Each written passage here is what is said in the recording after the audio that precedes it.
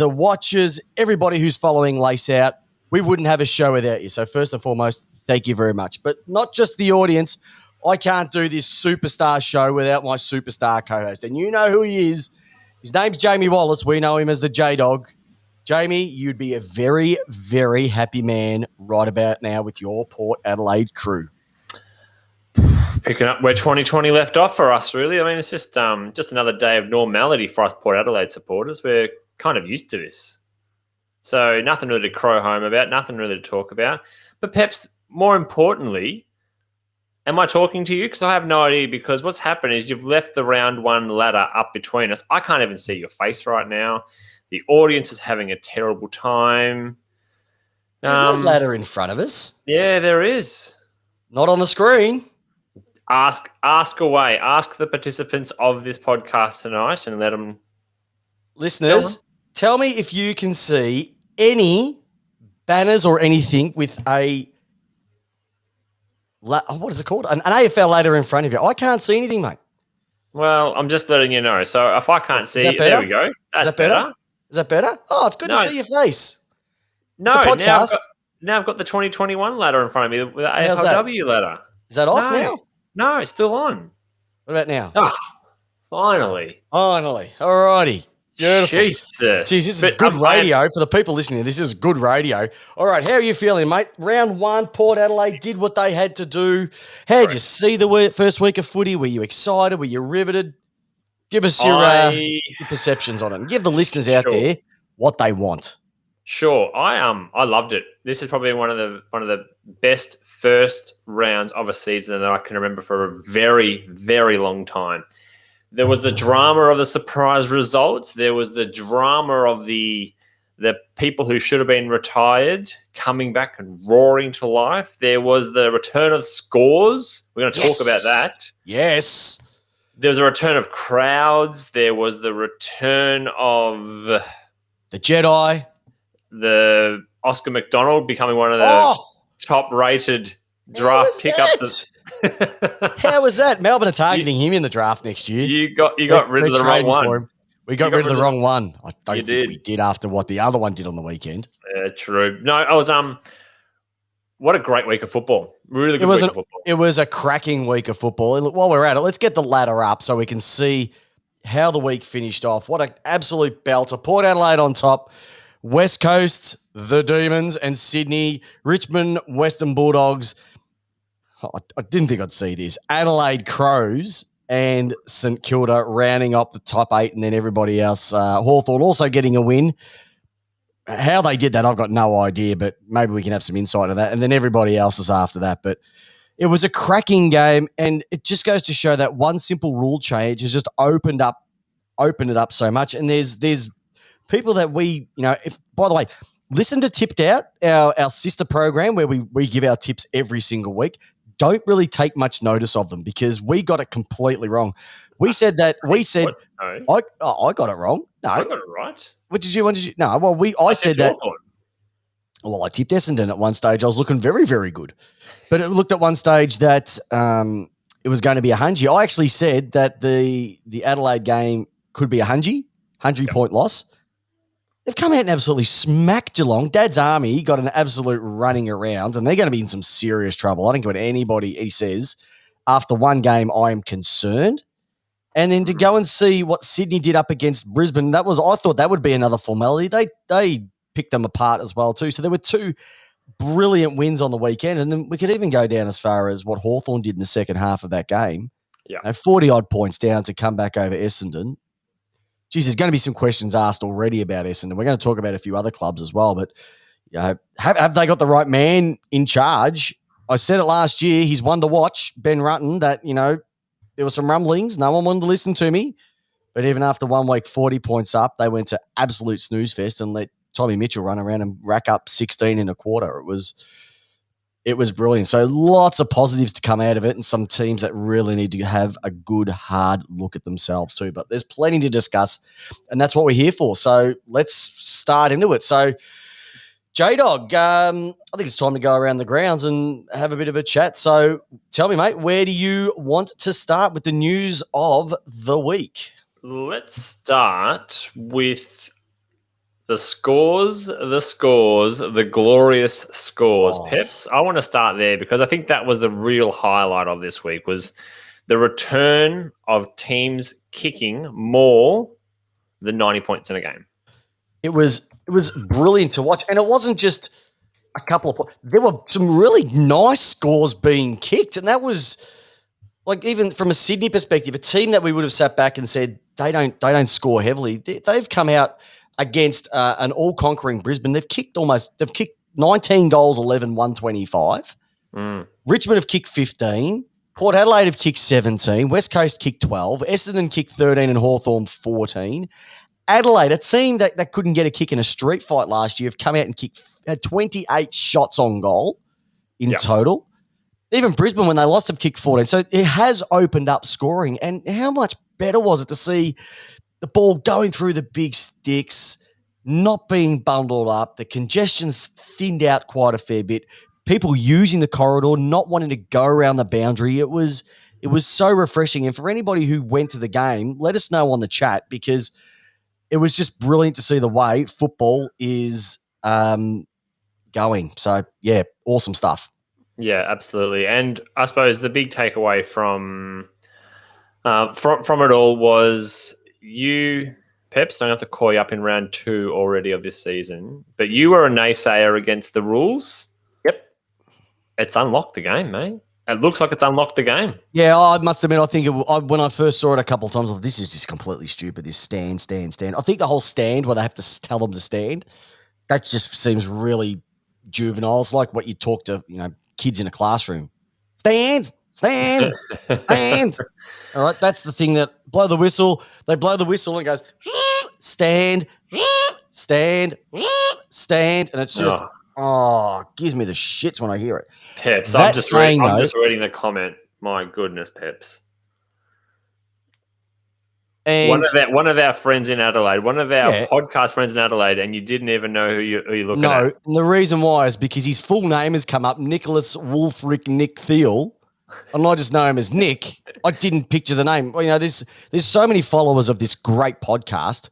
You know what? He's definitely one of the Portress boys. So I definitely take that back, because their interview and their season preview was bar none one of the best that we dealt with. There's just so many people who just love Lace Out at the moment that it's hard to keep up with all our followers. So I do apologise for that. But the game has been so much better. Yeah, the game is so much better. Yeah, I love it. Absolutely love it.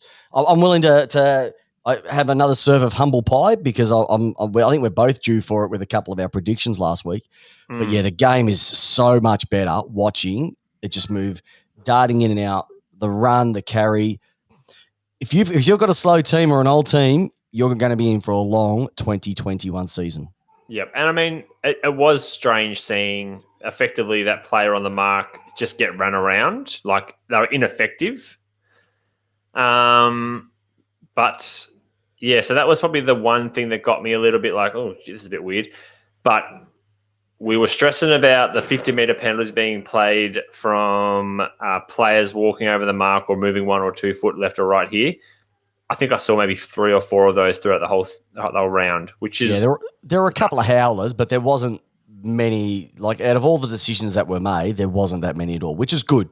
It seemed almost they gave them a little bit of wiggle room as well to sort of set themselves beforehand. We'll like to see whether they really loosen it up over the next few weeks, or they stick to the stringiness of it. Yeah. The one thing that I would like to see, though, and this has come up a couple of times on the commercial stations for those who listen to it, but you get all the good news here at Lace Out, is one of the things that I'd like to see is that if you're in your own forward 50, if you are a man on the mark and they are having a shot at goal, that you are allowed to move left and right, because you want to try and put them off. When you're standing there, you're virtually a guiding point just to kick over their head, and it's going to go straight through. So I'd probably like to see a bit of that. Yeah. Just a small tweak on the rule from that perspective. But outside of that, I really can't fault that. You didn't see many short kicks coming out of full back with that extra 5 metres that's been given to the person standing on the mark for a kick out too. So that short kick has almost become obsolete. A lot more balls going deep into the centre of the ground. Absolutely. So it has definitely opened it up. And I'd probably even say the interchange, which has been one that Kevin Bartlett's been going on since the dinosaur years about, the more rotations that you have, it opens the game up because it was really good to see midfielders moving down forward. Dusty, Petrarca, Isaac Heaney, these guys who, are gun midfielders who would usually sit on the bench, we're leaving them out there because we know that they can make a difference on the scoreboard. So it was a really awesome week of games to be part of and to watch as well. And we're really going to get into them and have a bit of a chat about some of the games and what's really come out of it. But I think if we really want to talk about, I reckon the biggest hitting point, and no pun intended, was coming out of the Adelaide Geelong game, Patrick Dangerfield and his report for the bump. We do have a verdict in. It has come through just before the podcast has gone live, and he has been found guilty by the tribunal, and he is going to be getting the next 3 weeks leave. So he will not be playing for the next 3 games, which I'm sort of happy about because we're the third game. Melbourne play Geelong in round 5.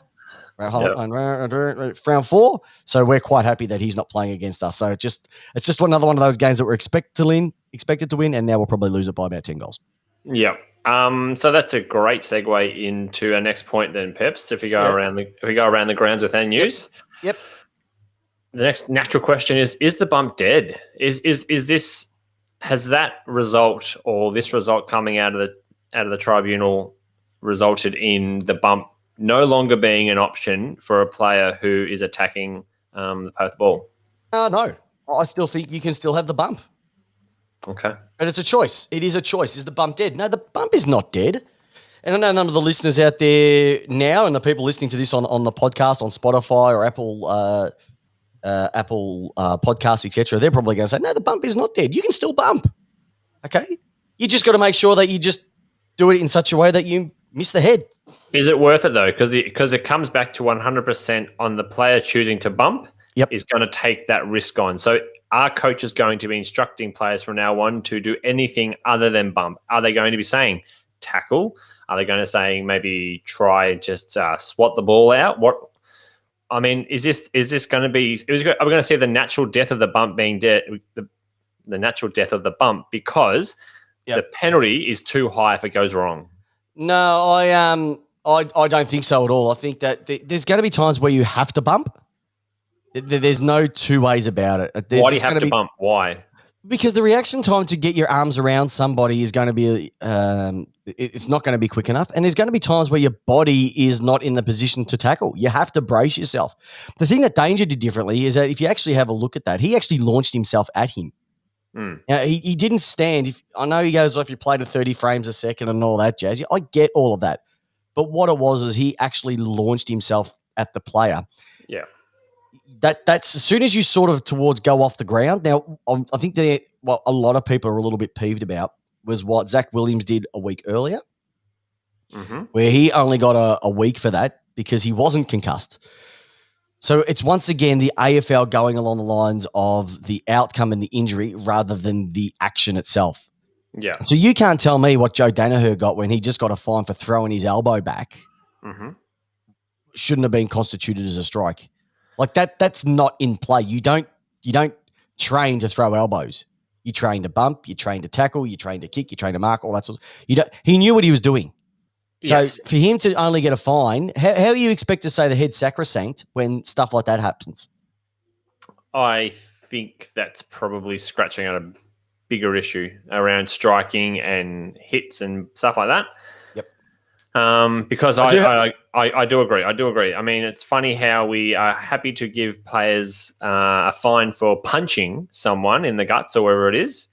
But we're happy to take 3 weeks off someone's season for an accidental bump. In this case, it wasn't accidental, Jamie. Come on, mate. It wasn't accidental. Well, but I don't think the guy no. It doesn't matter. He went to bump. There was no two ways about it. The guy was running at him with the ball in his hands. Kelly had the ball for, I'd say, at least 10 meters before he got to Danger. So it wasn't just that he picked it up and hit him. He saw him running at him and he decided to bump.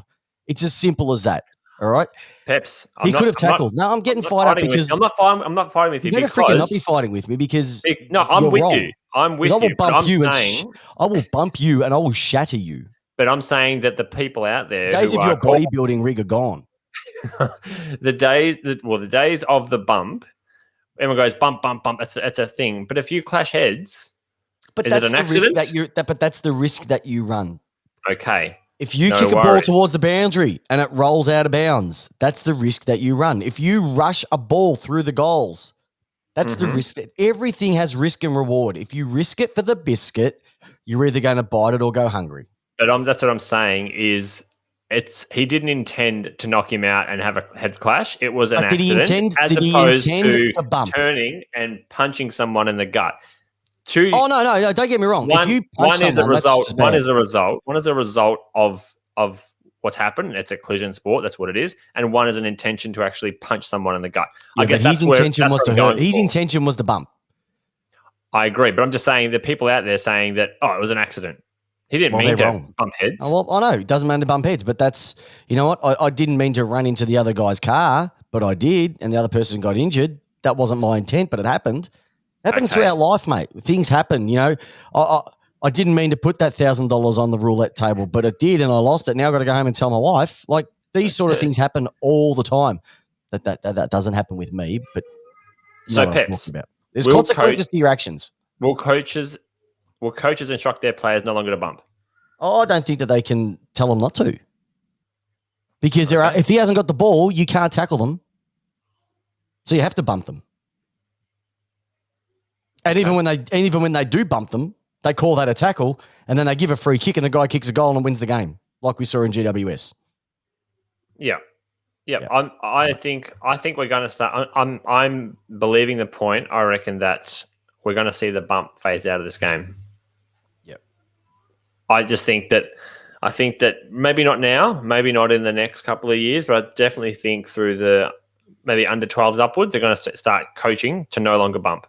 Yeah, so one of our loyal viewers, Joel Michael, says he disagree with the impact was severe. He's ended up with a concussion and a broken nose. What more do you want? Do you want brain? You want spinal fluid running out of his nose? Like you bumped, mate. Like it's round 2. You already get stuck into our supporters. I see what Danger did worse than what Gaff did to Brayshaw, because if you have a look at the Gaff one, he actually went to punch him in the elbow or punch him in the shoulder, and it went up and hit him in the face. That's what happened on that one. This was a bump. So I can't split the two. But once again, you throw a punch and you hit him, that's the issue. I actually think why Danger wanted 3 weeks, and Joel, funny enough, has actually come up with the reason why, and it was simply this, because he knew he was playing against Cozzy Pickett in a few weeks' time, and he wanted a 3rd week to be added just so he wouldn't have to put up with him. I think that is the smartest thing, Joel, that you have said all night so far. So keep the messages coming through, because I reckon you're right on the money about that one. Look, the next question comes naturally from this as well, is the bump maybe not being dead, but what about the high-flying marks of the knees are in the back of the head and someone's concussed? Dan Houston, for example. That's we're talking about, you've just mentioned the point, someone was concussed.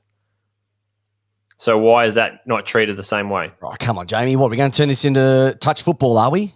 Don't try and poke the bear, mate. You know that's a stupid question, and you know the answer is ridiculous. Why are you getting angry about it for? Because it's part of the game. It's part of the game. One was an accident, and one's part of the game.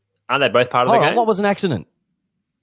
The Dangerfield. Are you freaking?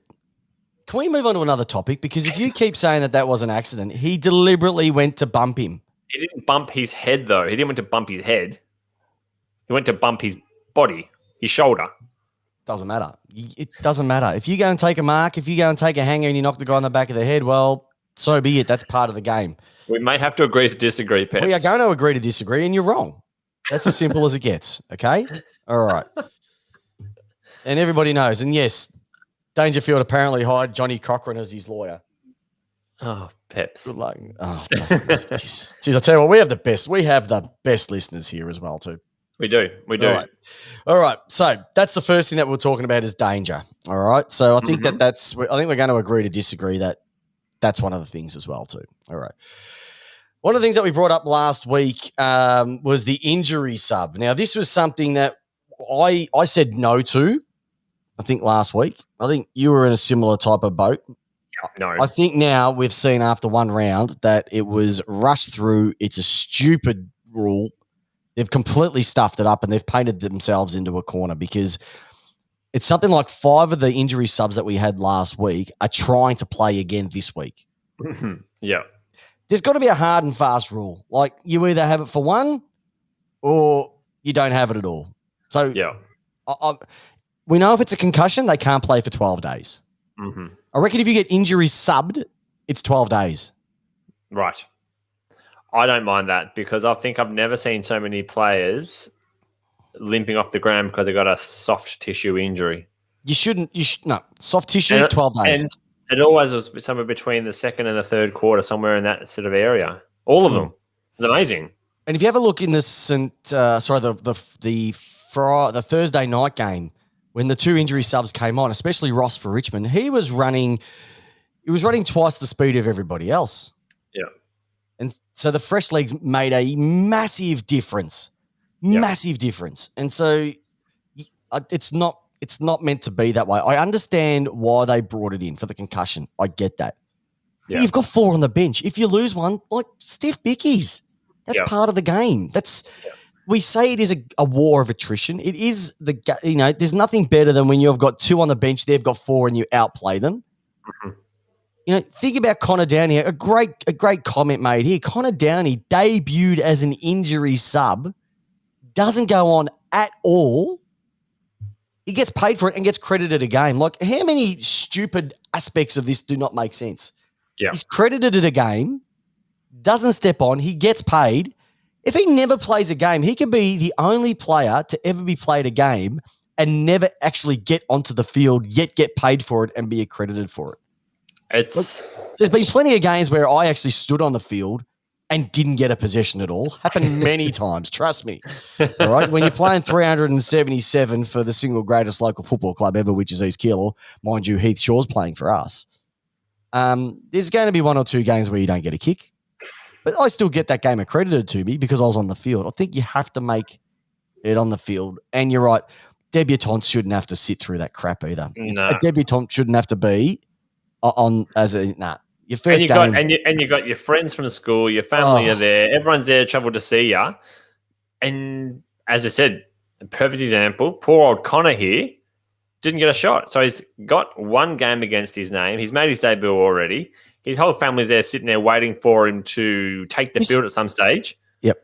Did you see how embarrassing it was for him to sing the song in the middle of the group? Yeah. And come on in, he's like, I didn't do anything. So come on, we'll throw the gator on you, but I didn't do anything. So when he gets his first win on the field, they put him in again and throw more Gatorade over him? It's a waste of Gatorade. Okay. I don't like it. I just think that, and here's the thing, this is the thing that annoys me as well. The AFL will go, look, we can't actually change it at the moment. We have to wait until the end of the season because we don't want it to affect any games. Well, you brought a bloody rule in 1 day before the first game. You can change it when you want there, Mr. Hocking. Anytime you want. So don't say you have to look into it. Just say it's concussion and that's it. That's what it's for. It's a concussion sub and that's it. Or you just get rid of it and have, if somebody gets knocked out, too bad, too sad. Because I heard on the radio again, imagine if it was the first, if it was in the grand final and one goes off for concussion, one gets injured, you're 1 player short. Hey, you know what? Stiff. Like, football's not meant to be, well, we have the same amount of players on both sides at all times. See, I'm not for the concussion either, though, because that's the grand final is the perfect excuse where you could use it and have no consequences coming back at you. Because you're not playing the week after. You're not playing the week after that. Yeah, you've actually got a really good point there. I think you've got a really good point, which is really not that often for you, but that's good. Hey, that's good. No, I don't agree with it. And I think the consensus out there is I think they have rushed it through a little bit too quick, and they really need to find that balance between what works and what doesn't. So I don't know how they're going to do it. AFL, you've painted yourselves into a corner. Good luck. You're probably going to need maybe Van Gogh or Da Vinci to paint you out of it as well too. Maybe they could get those people that restore the paintings.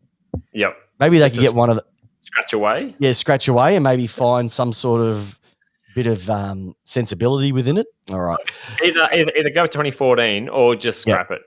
I just scrap it, man. Scrap it. Hey, you know the interesting thing about this as well, too, we're talking about scrapping things. Can you believe after one round, there are clubs who are saying our season is in crisis already? Like,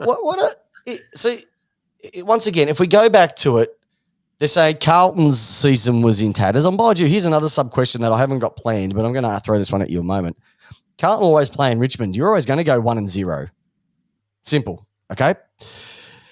Collingwood, well, they got absolutely smashed by the Bulldogs, slow. That's what happens when you get three of your fastest players and trade them off to another club to keep a ruckman that is overrated and has done nothing. And the good thing is you've got him for another 7 years on $1 million each.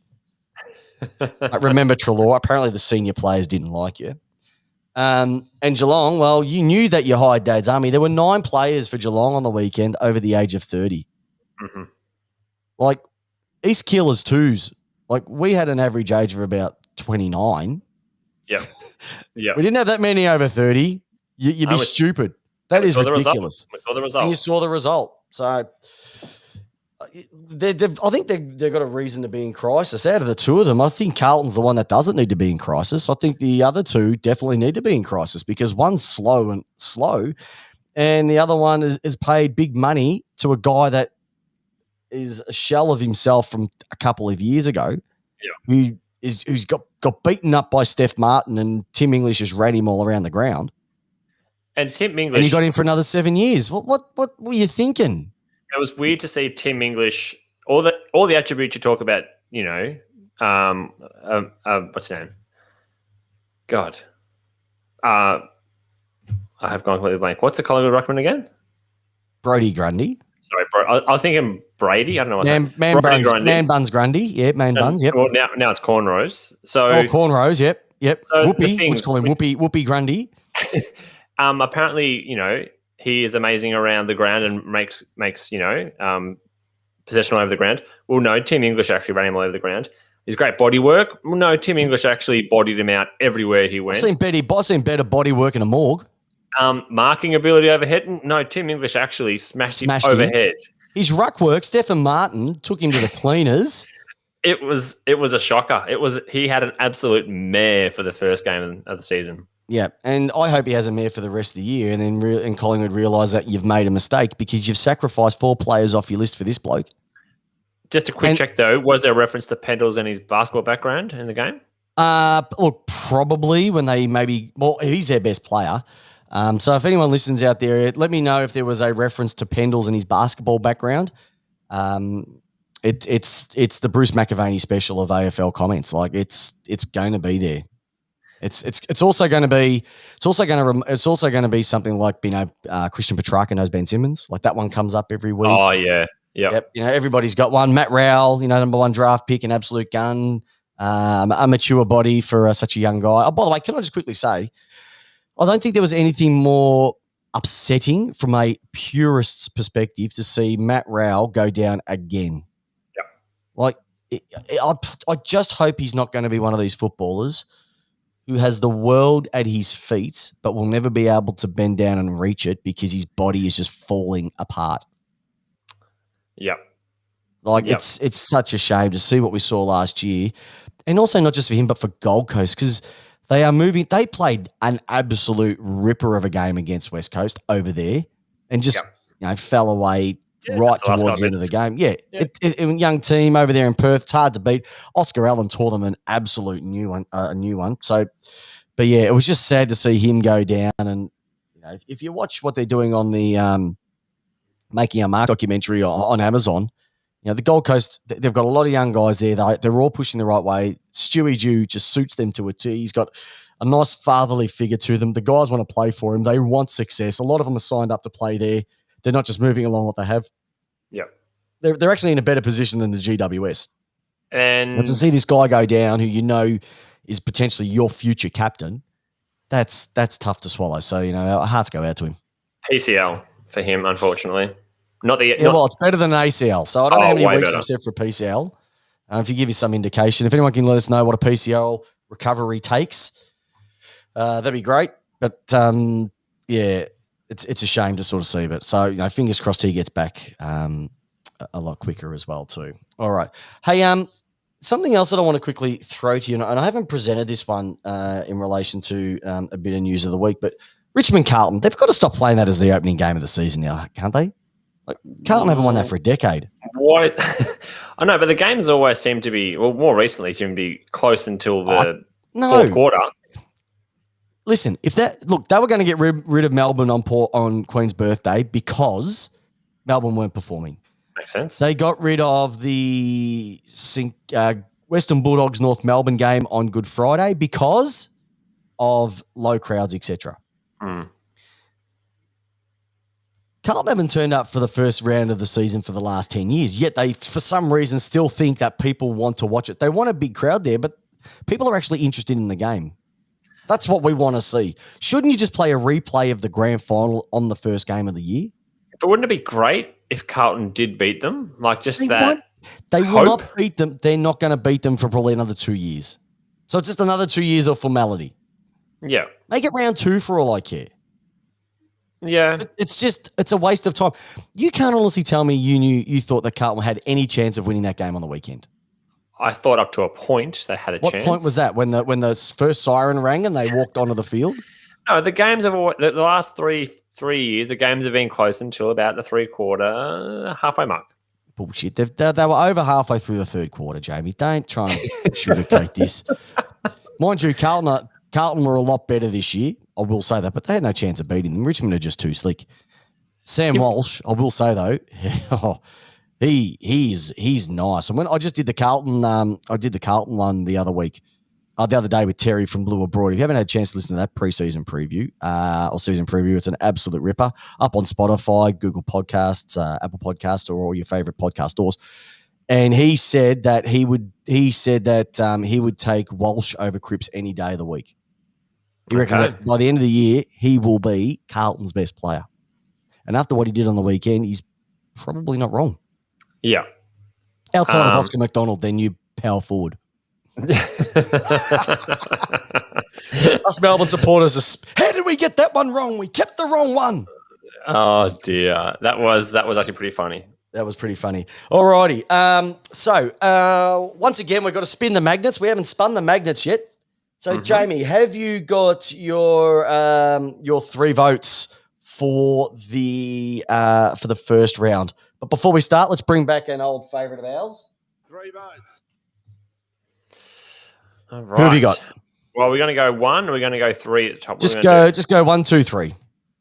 All right. No, I haven't thought about it, actually, to be honest with you. Just go with it. Sheet. It's not that hard. Not that hard, mate. Like, if you think about it. Number 1 for me. Number 1 was seeing Port Adelaide have a win. I'm going to be biased there. Yeah, it's a low-hanging fruit, that one. Jeez, you put a lot of thought into that one. Well, I told you I have nothing planned for this. Number 2, for me, the emergence of the Swannies. Go, boys. Have they got some guns? Yeah. I really like that. I really like the fact that they managed to score over 100 points. Like, you never say the Swans score over 100. You haven't said that for the last 20 years. They had 30 shots at goal. They kicked 19-11. I know. That was the last time they kicked over 100 points. Was 19-11. So that was amazing to see that. Number 3 for me, I know it's going to be coming from a Port Adelaide supporter, which is very, very controversial, but it was great to see Tex Walker. It was. He is, and I know that we spoke about he should just give it away last year. Everyone was saying he should have gave it away, but he just couldn't miss on the weekend. Do you know what I loved about some of his goals? There were a couple of them outside 50, and they were just the old Tex layback on the left. And as soon as it left his foot, he was jogging back to the goal square as if to say, fellas, set up the 666 because it was just sensational. By the way, Craig has just gone, hand back your membership because of you being a Port Adelaide supporter. Look, listen, Craig. Look, I know that you're a very passionate Port Adelaide member and supporter, and you're part of the Portress. You've just got to give credit where credit's due. He played a sensational game, so don't say things like that. Like, we embrace everybody. We embrace 18 clubs, not just one. Okay. So here's my Three votes. all right. So the first one was Hawthorn beating Essendon. I was rapt to see Essendon up at 40 points at halftime, and the amount of Hawthorn supporters. One of my mates, good old Heath Buxton, basically threw out and said, so is there going to be a 19th position? And I didn't understand what he was talking about until I checked the score. And then by the end of it, we knew this was coming. How good are we? Yada, yada. And then on the flip side, Essendon supporters saying how good their team was at halftime. Sack Rutten, get rid of him. Why was he coaching from the bench? We're poo, we're nothing. So it was just brilliant to see another good old-fashioned comeback by these two teams. To put up there, did you see the post on Facebook from one of the Essendon supporters selling his 5 Essendon jumpers for $50, and all he wants in return is just 30 years of his life back? Oh, geez, how many Melbourne jumpers do you reckon I could sell for that amount of money? The second thing was to see Tommy McDonald played on the weekend. Now, he had an absolute stinker in 2019 and 2020. He has come back lean and mean, and he was clunking marks like he was back in 2018. His kicking was back. He's dropped about probably 7 kilos, they reckon. He looks fit.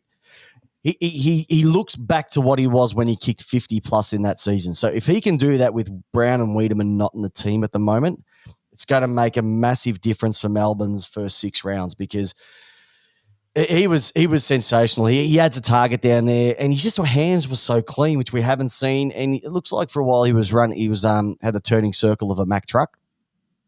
Yeah, so he was good. Joel, mate, can we just focus on, don't worry about 15, 16 and 17. He was a backman in those stages, and we moved him forward because he couldn't kick. Now we've put him up forward. So fingers crossed on that. And I have to sort of agree with you. I think the two upsets, the two big upsets with Adelaide over Geelong, which no one saw coming, and if you did see it, you're lying, and Sydney beating Brisbane up there, it just goes to show that regardless of what you see in a preseason and what you think clubs have done, preseason games mean absolutely nothing. It's the first round where football's back. It's just, you see that sort of stuff, and football's back. It was really back. I got to go to a game on the weekend. It's the first time I'd been to the MCG in over 500 days. Yeah, there was only 21,000 of us, which I'll get into one of my bugbears, and that's going to come into my Barassi moment. But it was just good to be there. It was great to scream, be part of it. It was atmosphere, which you just don't get sitting in front of a TV screen. So yeah, it was like you said earlier, it was just a really awesome round 1 of football. Okay, so J-Dog, who gets dragged from your perspective? Haley off, Ellingworth on. Bloody weak as piss. Spoken about before. I'm going to say Brodie Grundy deserves to get dragged. He was a spud. Spudded it up big time. He spudded it up big time. Do you want me to tell you who mine is? Sure. Mine's Ticket Tech. Oh. So if anybody tried to get a ticket for the game on the weekend, they wonder why crowds were down and why the Melbourne crowd was down. It's because no one's to go. No. The fact that you could not just walk up and show your ticket and walk in, you had to go online and book a ticket and sign up and download it to your phone. My dad had no idea what he was doing. COVID, Peps. No, that's Jamie. Come on. There's no one in Victoria that has COVID. COVID so don't safe. Give me that You got to be COVID aware. Oh, COVID schmovid, right? Until it breaks out again, just forget it. The MCG's broken up into 5 zones. My daughter's got a bung knee. She's on crutches. We got her a ticket in the wrong area. Thank goodness that she didn't come, because she wouldn't have been able to sit with us.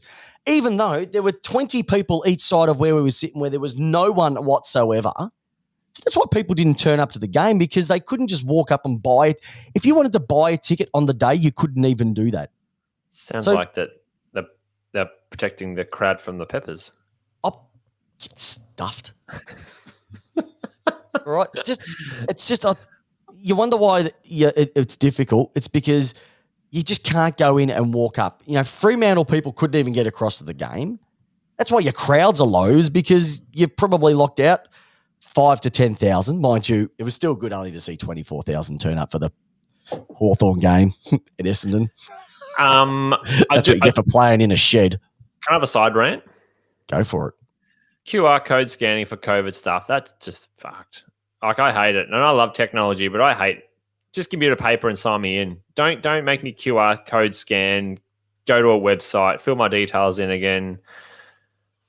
Some other places even have their own QR developed apps. So you got to go in and download them first before you can fill them in. Just far out. No, just give me a bit of paper. And you just want to go. Like, you just want to go in. And I had to, to buy a drink, you had to COVID sign in. Like, goodness gracious me. Like, it's just got out of control. It's stupid. It's absolutely. Sure wasn't Rousey just keeping a check on your beer consumption for the day? No, because Rousey doesn't go to the football. Fair But look at this. Like, one of the guys had to, he had to book in the next 3 weeks of tickets. He had to download and book a seat for the next 3 weeks. Like, it's a joke. Just walk in. Nobody's got COVID in Melbourne. Don't care about the other states. We haven't got it. Let us in. Let us be free. We're peacocks. We're peacocks. Let us fly. Yeah. And Jamie, don't they know that you're Jaden Stevenson's dad? By the way, we had a massive. If anyone hasn't seen on our Facebook page, Jamie Wallace and the other Stevenson dude from Jaden Stevenson. Son.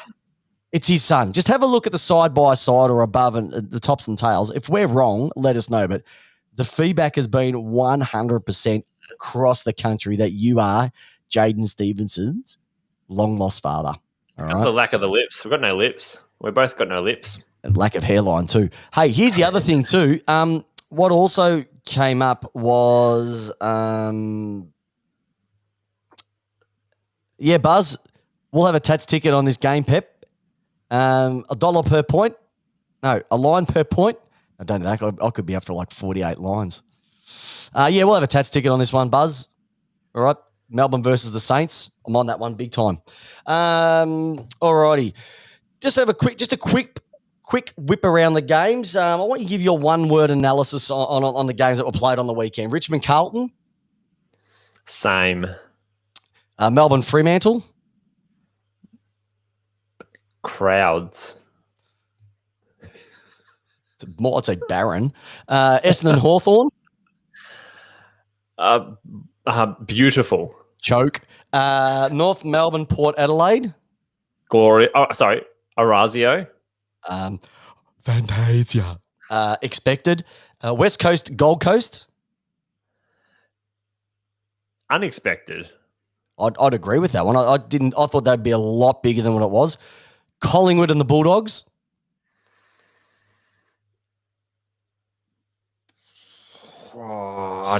Satisfying. Yeah, it was satisfying. You're right. It was pretty good. Adelaide, Geelong. Is Dad's Army a hyphen? For you, we'll call it Dad's Army. I'll say sensational. It was just sensational to see. Brisbane, Sydney. Scores. Wow. Just wow. And last but not least, GWS and St Kilda. This is a hyphen as well. Not feeling it. There's no hyphen in that one.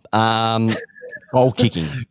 Can we put a hyphen? Goal kicking. Yeah. Well, if Harry Himmel kicks that last goal, it puts them up by 18 points. I think it was. Right, goes straight back up the other end, turns to 6.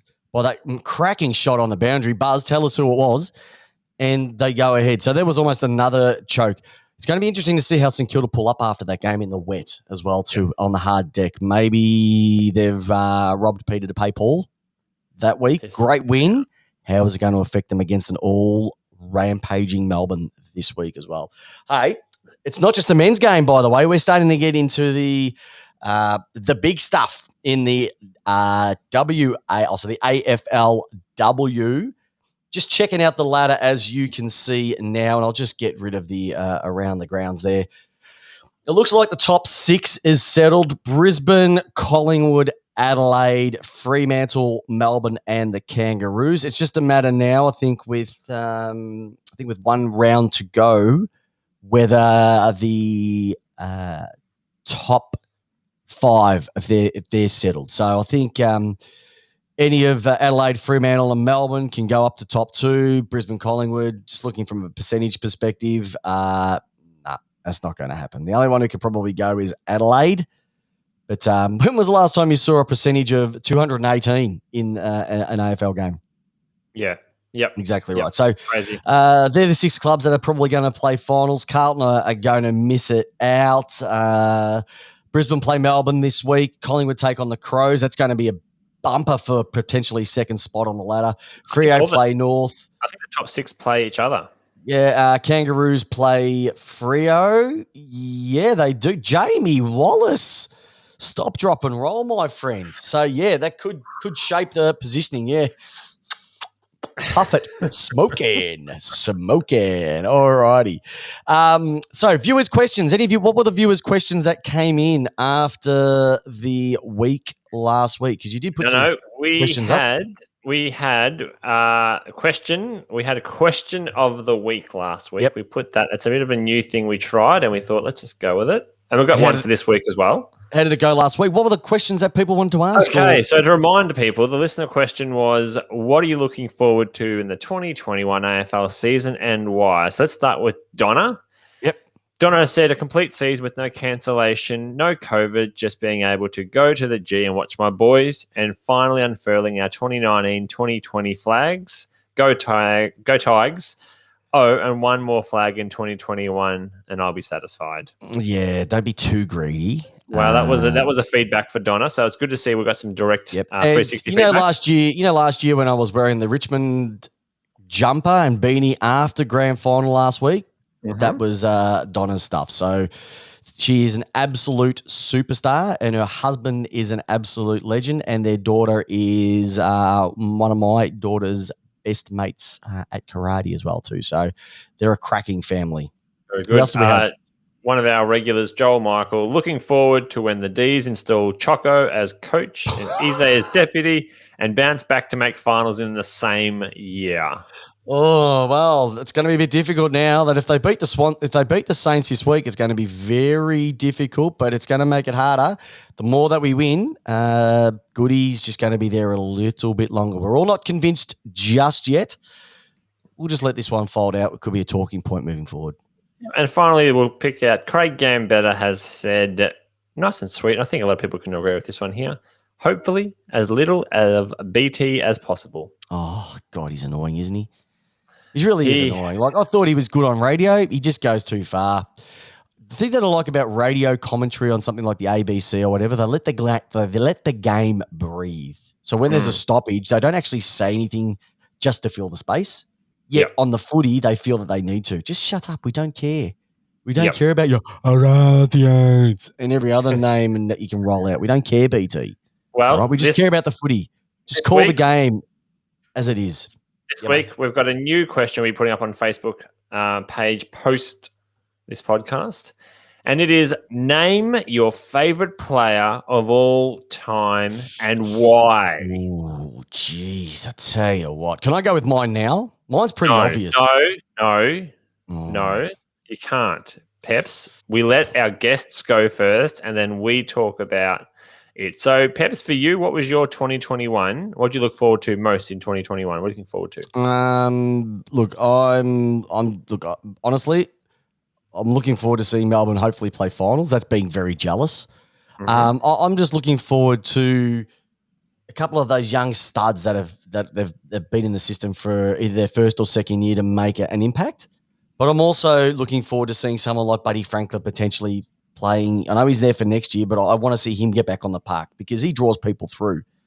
So it's those sort of things that I really like to see. You know, someone like Nathan Jones for the D's. He's got 5 games to go till he plays his 300th, or it's 8. It's 8 or 5 of one of the. I just hope he gets across the plate, and then we can set him off into the sunset. So those sort of things, I don't like to see. So you want to gift? You want to gift him? No, I don't think we can be in the position to gift, but I would like to see him get to 300 because he'd be only the second player behind David needs to be able to do. Yep. So, and you know what? One of my other big expectations was just to be able to go to the footy, and I've been able to do that. And you realise, you know, if you went to a game on the weekend, let us know either on the Facebook page or in your iTunes review. There's nothing better than being there live. For me, I'm looking forward to most in 2021. Heading back to Adelaide and watching a Port Adelaide game live. I really missed it last year. Do you have to go and visit your parole officer, Jamie, or no? I'm looking forward to getting across there. The Porches Podcast guys have said they're going to host me, so that will be a messy night, hopefully. Oh, jeez, could you see Jamie getting crazy with the Portress guys? Oh, mate, they'd be going off. I might have. I actually reckon it would go off, and we want to see video of that. I might try and get myself in the hat, into the infamous hat. Oh, if you get into the hat, I'll tell you what. If you get into the fedora, you could be a chance over there in Adelaide. I don't buy one just so I fit in. You'd be like the Port Adelaide Indiana Jones. I don't think Craig will have me actually if I do that. I don't think. No. Don't steal his thunder. It'd be like the Blues Brothers. It'd be like a scout troop. I'm looking forward to taking Huxley over to a game to watch there. Now he's a bit older, he can understand what's happening a little bit more. And head back across Adelaide just because I really like seeing what's going on over there. Oh, have a look at this. Great. What a call. The first person to actually look forward to going over to Adelaide. They often say the best thing to come out of the Adelaide is the Sturt Highway. That's normally what they say. But you're actually wanting to get in. Can't stop me. Oh, we're not going to leave you.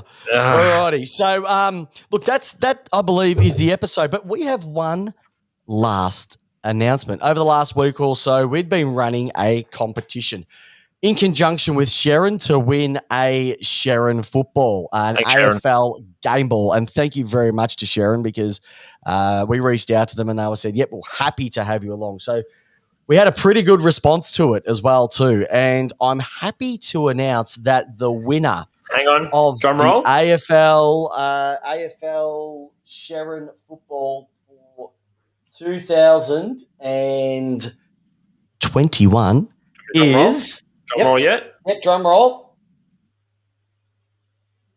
Are you doing it or me? I can do it. Ready? Yeah, you do it.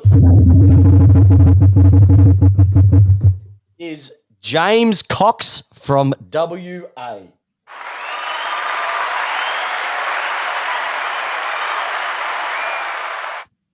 Well done, James. So you'll be getting a brand new AFL game ball sent from Sharon to you in the next week. So for everybody that entered, thank you very much. It was overwhelming how awesome the response was. So we're hoping to roll out a few more of those. So stay tuned. Stick on the Facebook page. Listen to the podcast for when that's going to roll out too. So were Sharon happy with us? Was who? They were really happy with us. Yeah, they were fantastic. So I think it was a win-win. They had, I think they had 90 odd likes on their Facebook page, on their Instagram page from ours. So free traffic for them, and yeah, so awesome stuff too. I think it might even be a bit more still trickling in through too. So, look, that's the episode for tonight. Another cracking episode, another cracking week of football coming up. Just remember, listen to the sister show, Tipped Out. It's how you want your tips. Will be coming live to you shortened in the next day or so, hopefully before the next round of football. So, to everybody that's been on with us live on the Facebook page with us tonight, thank you very much for your interaction. For everybody listening on the podcasts, for everybody listening on Spotify, iTunes, wherever you get to listen to us, thank you very much. Most importantly, the co-host with the most, the main reason why I turn up every week is this guy, the Jamie, the J-Dog Wallace. Once again, my friend, I've got to ask you the question of all. Jamie Wallace, how do you want your footy? Lace out, Peps. Jamie, I want you lace out. Listeners, I want you lace out. Have a great week. Hope your team wins. And more importantly, good luck, because football's the winner by having you listening to us every week. See you, listeners. See you, listeners.